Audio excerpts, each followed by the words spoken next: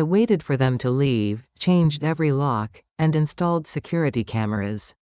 Let me tell you how I ended up hiding behind my own front door. Watching my daughter-in-law give unauthorized tours of my home like she was the star of some deranged reality show. Because trust me, nobody saw this coming. 3 months earlier, my life looked completely different. I was Eleanor Vance, 68 years old, recently widowed, and apparently naive enough to believe my son, Daniel, and his wife Chloe actually gave a damn about my well-being. After Arthur's funeral, they'd been so attentive, so cloyingly concerned about me. Living alone in the home we'd shared for 40 years. "Mom, you need a project," Daniel had said one evening, his hand patting mine as if I were a skittish animal. "Something fresh. Something to focus on besides the grief." Chloe had nodded, her expression a perfect mask of earnest sympathy. "We just worry about you, Eleanor. All this space, all these memories, it can't be healthy." What they really wanted was my inheritance. Not that I knew it at the time. I mistook their sudden, intense interest in my finances for genuine care. When I mentioned the proceeds from Arthur's estate and his life insurance, their eyes lit up with the avaricious gleam I foolishly mistook for familial pride. "You should invest in something tangible," Chloe suggested, her voice smooth as silk. "Real estate, perhaps. It's stable. It gives you security and a sense of purpose." Daniel agreed immediately. "She's right, Mom. A solid investment property could be exactly what you need." So, when I saw the listing for the Victorian on Cypress Lane, I fell in love instantly.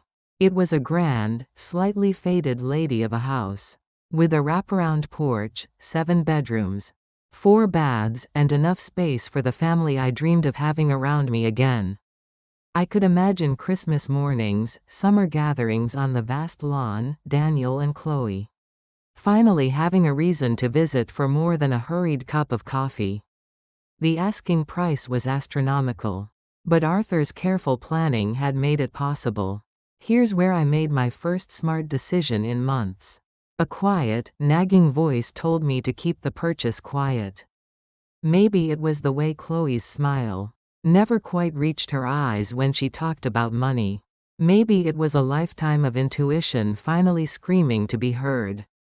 Whatever it was, I listened. I bought that house under a blind trust, hired a discreet property management firm, and kept my mouth shut. For 6 weeks, I oversaw a small army of contractors. We stripped wallpaper, refinished original hardwood floors, updated the kitchen with marble and stainless steel, and brought the sprawling gardens back to life. I poured my heart into every detail, imagining the look on their faces when I revealed it all. This would be my masterpiece, my grand gesture to pull our family back together. Instead, I got the shock of my life. The morning I planned to surprise them, I arrived at the house early for a final walkthrough. Sunlight streamed through the stained glass window on the landing, setting the polished floors aglow. The air smelled of fresh paint and lemon oil. I was trembling with excitement as I called Daniel. "Can you and Chloe meet me for lunch? I have something wonderful to show you both." "Actually, Mom," he said, his voice adopting that careful, placating tone he used when he thought I might be difficult. "Chloe and I are looking at houses today. We found this incredible place that might be perfect for our family expansion." Family expansion. My heart did a little skip. Are you having a baby?" "Well, not exactly," he said, and I could almost hear him choosing his words. "We're thinking about Chloe's parents moving in with us. Her dad's Parkinson's is progressing, and her mom needs help. We could really use a bigger place." I smiled, thinking the timing was nothing short of miraculous. "That's wonderful, honey. Taking care of family is so important. Where are you looking?" "This gorgeous old Victorian on Cypress Lane. 7 bedrooms, a chef's kitchen, perfect for multi-generational living. The only problem is the price. It's way out of our league." My stomach plummeted through the floor. They were looking at my house. My beautiful surprise was about to become their profound disappointment when they discovered they couldn't afford it. Unless Daniel, what if I helped with the down payment? As an early inheritance? The excitement in his voice was immediate and palpable. Mom, that would be incredible. Are you sure? It's a massive amount of money. I'm sure, I said, my mind racing. This could work. They'd feel like partners, not charity cases. Text me the address. I'll meet you there in an hour. I hung up and sat at my magnificent new kitchen island, staring at my phone. But when I arrived on Cypress Lane and saw Chloe pacing the front lawn, gesticulating animatedly on her phone, a cold trickle of unease went down my spine. She was pointing at my flower beds, at the new shingles on the roof, talking with a sense of ownership that felt all wrong. I parked down the street and watched. Daniel joined her, and for 20 minutes they measured windows, peered into the detached garage, and discussed where their furniture would go. They weren't looking at the house like hopeful buyers. They were planning like people who had already closed the deal. That's when I realized my terrible mistake wasn't buying the house. It was trusting them to see it before I told them it was mine. I decided to test them. I walked over, putting on my best impression of a dazzled grandmother. Look at this kitchen, Eleanor, Chloe gushed, sweeping her hand over the Calacatta marble counters I'd personally selected. Can't you just see holiday dinners here? And this, she said, leading me upstairs to the primary suite I'd designed as my personal sanctuary. This will be perfect for Daniel and me. Your room could be the one next to the library. Cozy, but it has its own ensuite. Very convenient. My room, in the house I bought, would be cozy and convenient. Daniel nodded enthusiastically. The whole layout is ideal, Mom. You'd love the neighborhood. Very quiet. Great for your walks. I kept the smile plastered on my face, but inside, I was doing cold, hard math. They had already decided I would live here. But as a guest in their home, tucked away in a small room, grateful for their generosity. The inheritance money I'd be providing would become their equity, their investment. The only challenge, Chloe continued, leading us back downstairs, is that the sellers want a cash offer. No financing. Something about the trust that owns it. So we'd need the full purchase price up front. Even with your help, Mom, it's impossible. Daniel sighed, the picture of dejected hope. So close, and yet so far. They stood in the foyer, the very picture of defeat. And I saw the play for what it was. I could reveal the truth now and watch their jubilation. Or I could wait and see how far this rabbit hole went. What if we looked at something smaller? I suggested gently. Something more within our actual budget? Chloe's expression tightened almost imperceptibly. Eleanor, this house is perfect for our needs. Arthur would have wanted you to use his money wisely. To invest in our family's future. This is exactly the kind of smart decision he would have encouraged. The casual weaponization of my dead husband's memory stole the breath from my lungs. Using Arthur's name to justify spending his life's work on their dream house, while planning to relegate me to the sidelines. You're right, I said slowly, my voice tight. Arthur would want us to be smart. Let me think about this overnight. That evening, I sat in my old living room. The deed for the Cypress Lane house heavy in my hands. My name was right there, clear as day. I'd been so eager to give them everything. Now, I was wondering if I should give them anything at all. The next morning, Daniel called before I'd finished my tea. Mom, we've been thinking about that house all night. Chloe's a wreck. We really believe this could be the fresh start we all need. It's a beautiful house, Daniel. It truly is. The thing is, he said, his voice dropping to a conspiratorial whisper. We drove by there again this morning, and there's another family looking at it. The realtor says they're very interested. Might put in an offer today. I nearly laughed. There was no other family. No competing offer. I owned the house, but my son was lying to my face to pressure me. That is unfortunate, I said, my voice neutral. Mom, we need to move fast. If you're serious about helping, we need to make an offer today. Full asking price, cash. That's my entire inheritance, Daniel. Everything Arthur left me. I know it's a big ask, he said, and I could hear Chloe whispering in the background.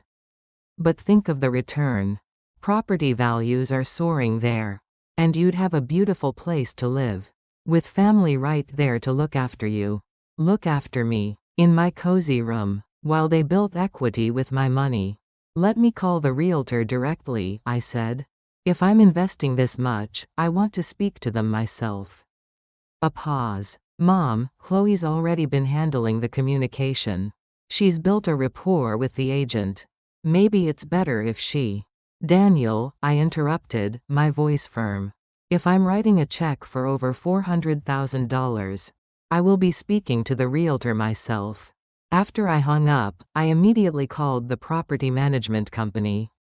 Miriam, I said to the head of the firm, I need you to list the house again. Immediately. Same price, same terms. And if anyone calls inquiring, tell them the previous offer fell through. Mrs. Vance, you own the house. Why would you want to list it? Because, I said, my voice cold. I want to see exactly how far my family will go. 2 hours later, Daniel called back, his voice buoyant with fake relief. Great news, Mom. The other family's offer was rejected. The house is still available, but we need to move fast. Something cold and hard solidified in my chest. My own child was looking me in the eye and lying.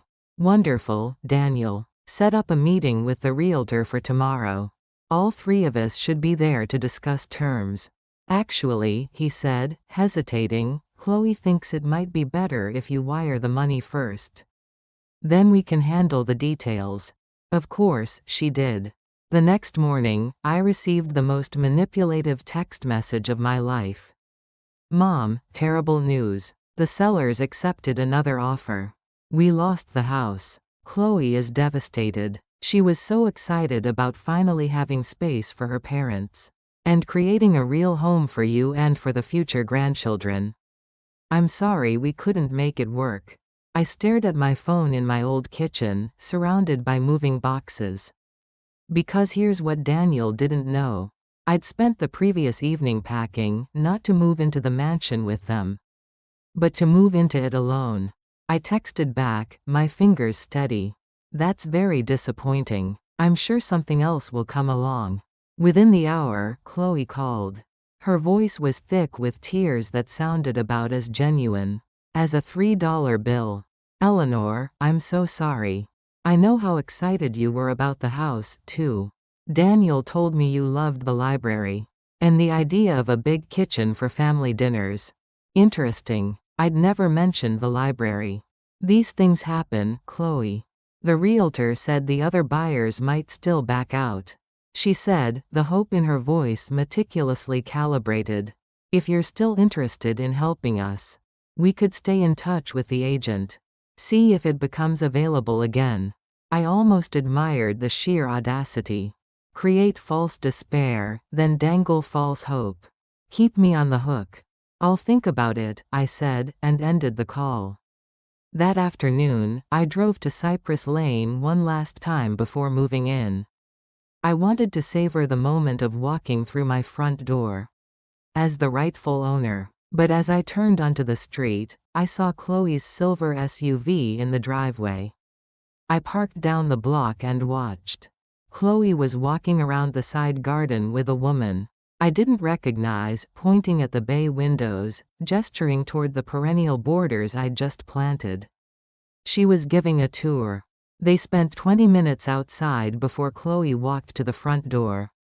Pulled out a key I definitely had not given her, and let herself and her guest inside.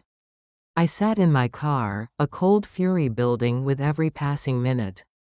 Chloe was showing my house to someone, using a key she'd somehow obtained, barely hours after telling me we'd lost it. Then I watched her and the other woman bring out a laser measurer.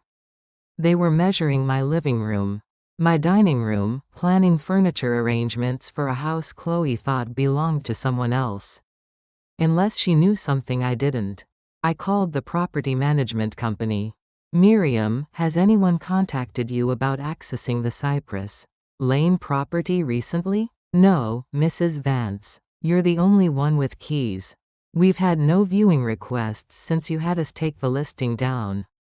But someone is in the house right now. That's impossible. But it wasn't. Someone did have access. Someone was in my house, planning God knows what.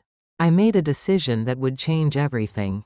I drove home, called a locksmith, and had every lock on the mansion changed within 2 hours. Then I called a security company, and had a comprehensive system with cameras at every entrance installed by that evening. If Chloe wanted to play games, she was about to learn I could play to win. The locksmith was expensive. The security system was exorbitant. But watching Chloe try to use her illicit key on my front door. The next morning was priceless. I was sitting in the sun-drenched living room, surrounded by boxes, coffee in hand, when I heard the fumbling at the lock. The security app on my phone showed Chloe on the porch, looking confused and then annoyed as her key failed to work. She tried it several times, then walked around to the kitchen entrance. Same result. She pulled out her phone, and I watched her on the screen, gesturing angrily at the house. 20 minutes later, my phone rang. Daniel. Mom, the strangest thing. Chloe drove by that house we wanted. And she thinks someone might have changed the locks. She's worried there might be squatters. Why would Chloe be checking on a house we don't own? I asked, my voice calm. A pause. She thought she saw a broken window from the street. She was just being a good citizen. The lies were getting more elaborate. There were no broken windows. Daniel, how did Chloe get a key to that house? Another pause. Longer this time. What key? She tried to unlock the front door this morning. I saw her on the security cameras. Silence. Then, his voice carefully controlled. Mom, what security cameras? The ones I had installed yesterday. On my house. The house I own. The sound that came through the phone wasn't a word. It was the guttural, choked sound of a man whose entire reality has just been upended. Your house. His voice was a whisper.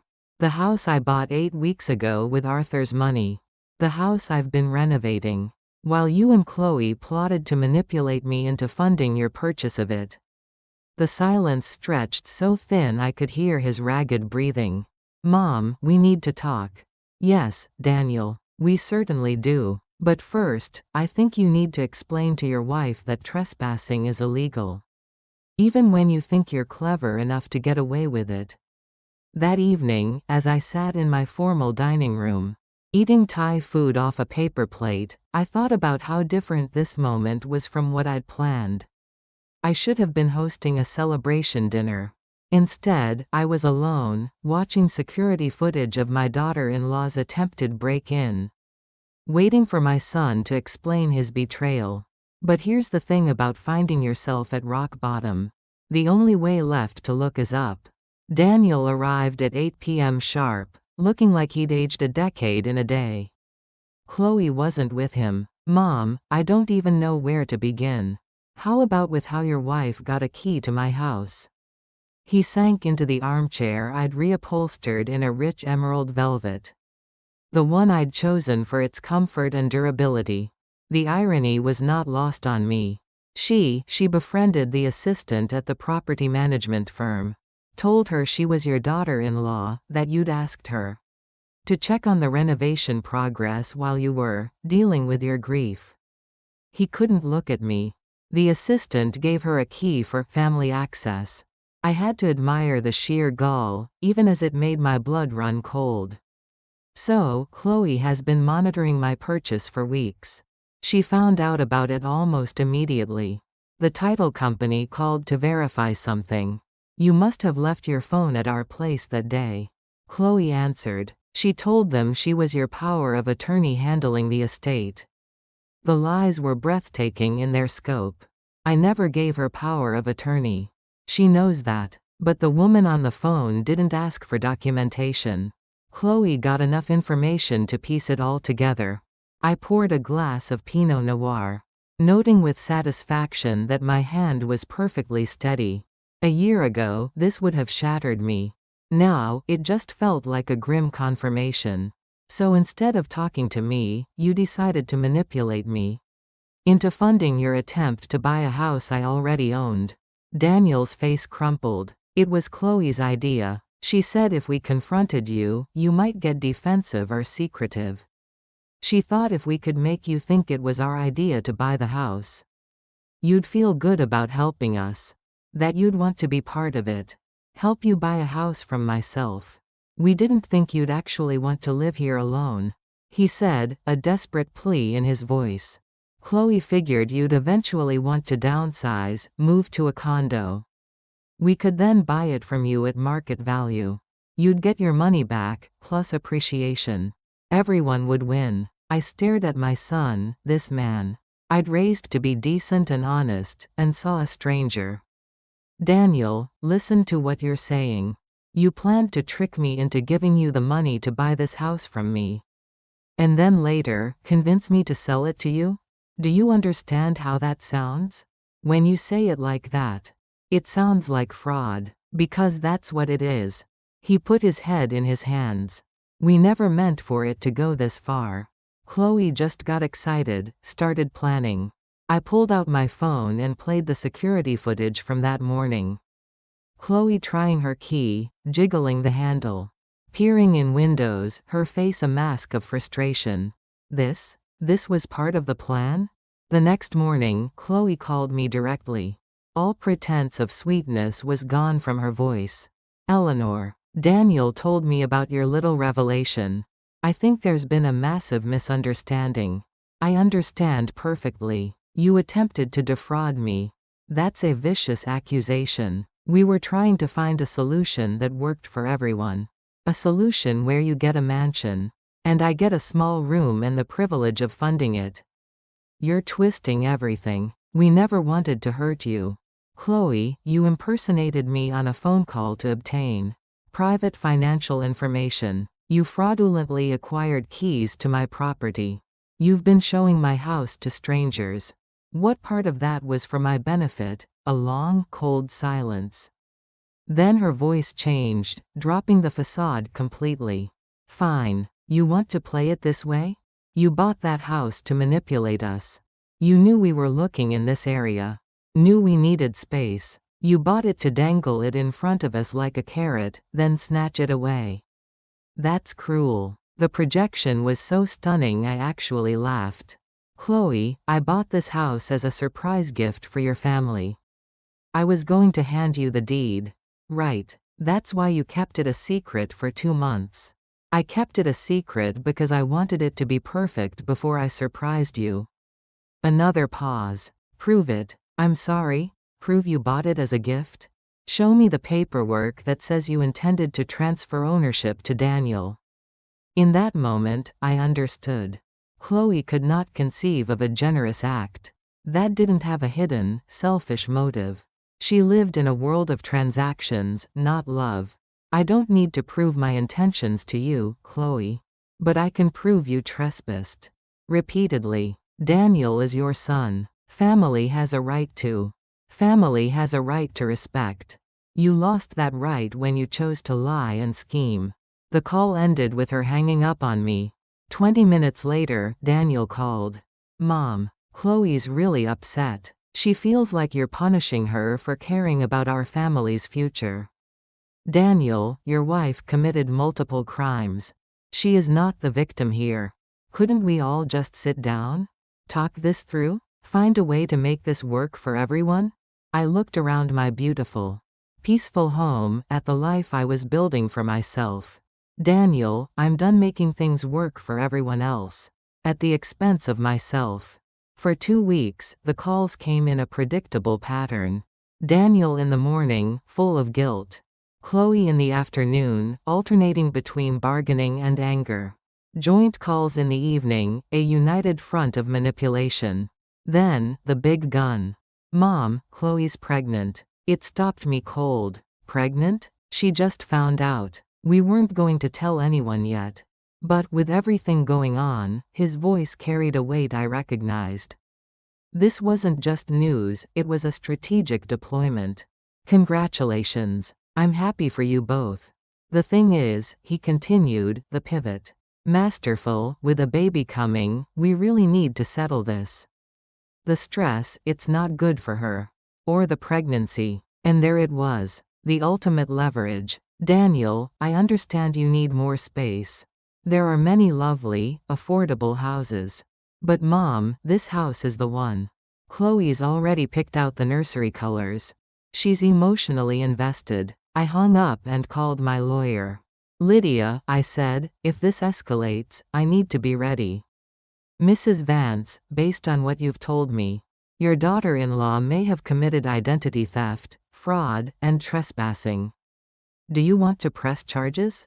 I thought of a child, my grandchild, growing up in that atmosphere. Not yet. But document everything. That evening, Chloe showed up at my door. She looked genuinely unwell, pale and drawn. Eleanor, can we please talk? Just us. No Daniel, no lawyers. Against every screaming instinct, I let her in. I'm sorry, she said, perching on the edge of my sofa. I handled everything wrong. When I found out about the house, I panicked. Daniel's freelance work has dried up. I haven't found a job since the move. We're drowning. We were about to be evicted. It was the first honest thing she'd said to me in months.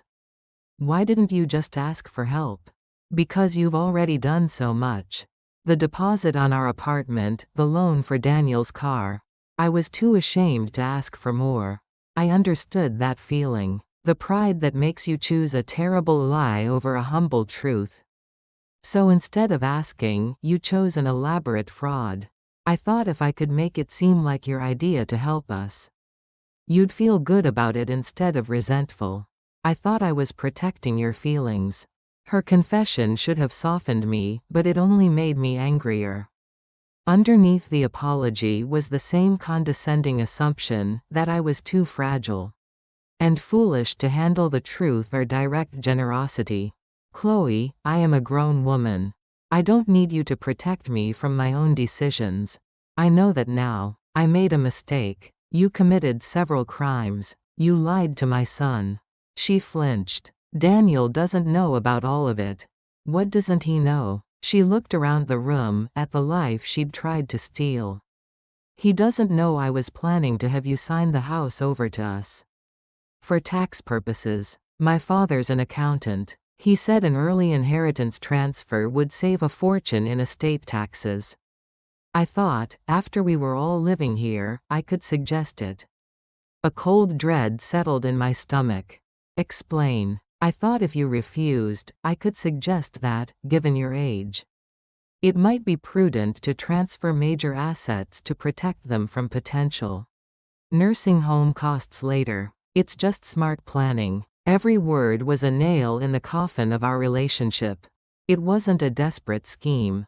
It was a calculated, multi-phase plan for financial abuse. Chloe, do you understand that? What you're describing is textbook elder financial abuse. She went very still. That's not what this was.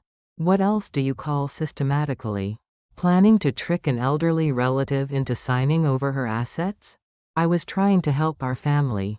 You were trying to help yourself. We sat in silence. Outside, the normal sounds of a neighborhood carried on. What happens now? She asked, her voice small. Now, you and Daniel figure out your lives without my money. You budget. You get jobs. You find a home you can actually afford. And your child will learn that honesty, not manipulation, is the way to build a life. Chloe started to cry then. Real, exhausted sobs of someone facing the ruin of their own design. Eleanor, please. We could still make this work. You could live here. We could pay you rent. It could be exactly what you wanted. I looked at this woman who had plotted to take my home and my security, and was now begging me to let her have exactly that. Chloe, the fact that you believe I should ever trust you with a dime ever again proves you still don't understand what you've done. 6 months later, I hosted my first dinner party in the mansion.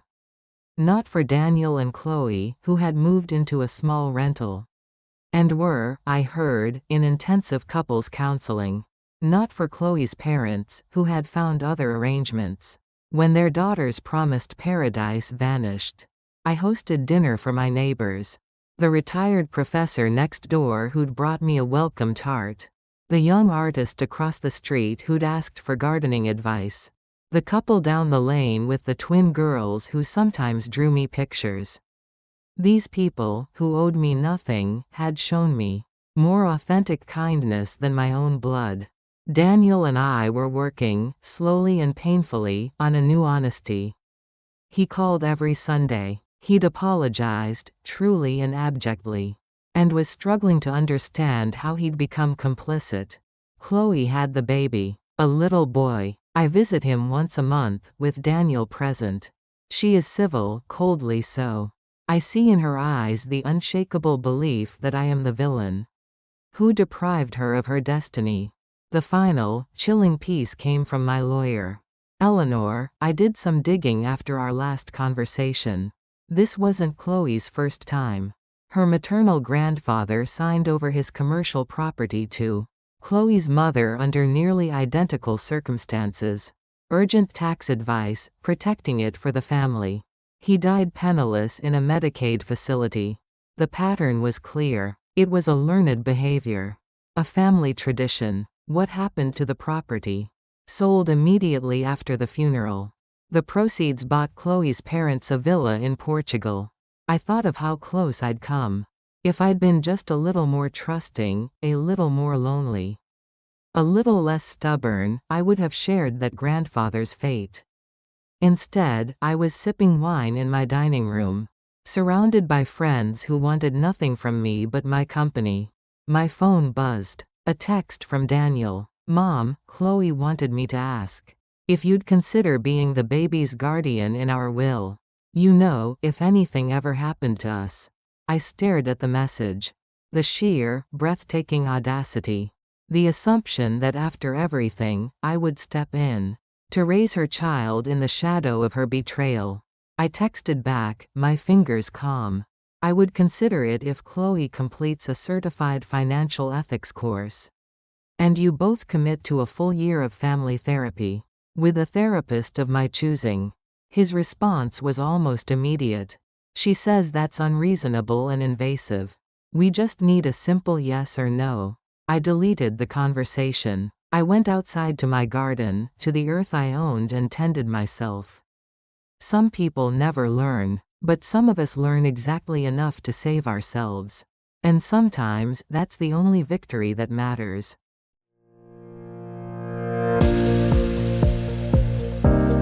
Thank you for watching, for listening, and for sharing this time with me. If you enjoyed this journey, please don't forget to hit that subscribe button so you don't miss the next story. Until next time, take care, and keep cherishing the chapters of your life.